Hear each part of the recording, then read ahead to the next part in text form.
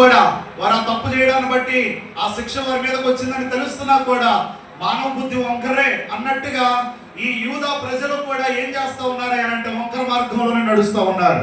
దేవుడు వదిలిపెట్టలే, నా మాటలు వినట్లేదు మీరు, నా ఆజ్ఞలను పాటించట్లేదు మీరు, నాకు వేరే ఉంటున్నారు, నా విశ్రాంత సంవత్సరములను మీరు పాటించట్లేదు కాబట్టి 70 సంవత్సరములు మిమ్మలను ఎవరికి అప్పగించబోతున్నాను?